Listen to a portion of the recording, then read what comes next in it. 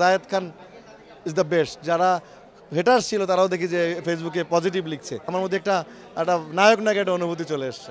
জায়েদ খান এত ফোঁটা দেখতেছে আর কোনো ফোঁটায় হাত পাচ্ছে না, তো সব ফোঁটাই আমার, যারা অবিবাহিত ফোঁটা আছে সবই আমার। তো এটা অনেক বড় ব্যাপার এবং এত মেয়ে দর্শক, নারী দর্শক, আমার বন্ধুরা এসছে, অনেক ফ্যানরা এসছে এবং অলমোস্ট কালকে আজকে হাউসফুল।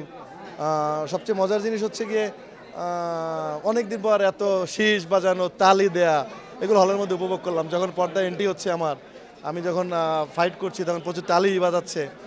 এটা আমার একটা অন্যরকম প্রতিক্রিয়া কাজ করেছে। আমার মধ্যে একটা একটা নায়ক নায়ক একটা অনুভূতি চলে এসছে। কারণ আমার তো 15 বছর হয়ে গেল। মৌসুমী ম্যাডাম, সানি ভাই, শহীদুজ্জামান সেলিম, এদের সাথে অভিনয় করাটা অনেক কঠিন। এরা সব মঞ্চের মানুষ, এদের সাথে অভিনয় করতে অনেক কঠিন হয়। আর মেয়েটা তো নতুন, সিনিকদা, সে অনুযায়ী সে ভালোই করেছে। আমি দেখলাম অনেক ভালো অভিনয় করেছে এবং আমার কাছে খুব ভালো লাগলো যে না, অভিনয় সে পার পেয়ে গিয়েছে। তো সব কিছু মিলে আমার মনে হয়েছে যে জায়েদ খান তো নায়ক, রাজরাজ জাক, সোহেল রানা, শাবনূর, এদেরকে পার করে আসছে। তো এখন আর অভিনয় এমন একটা ভয় লাগে না। এটা গত 15 বছর আগে ভয় লাগতো। এখন আস্তে আস্তে জায়েদ খান ইজি হয়ে গেছে। ভালো ভালো অভিনেতা অভিনেত্রীর সাথে কাজ করলে নিজের অভিজ্ঞতাটা বাড়ে। সেই অভিজ্ঞতাটা আমি অর্জন করেছি ইনশাল্লাহ।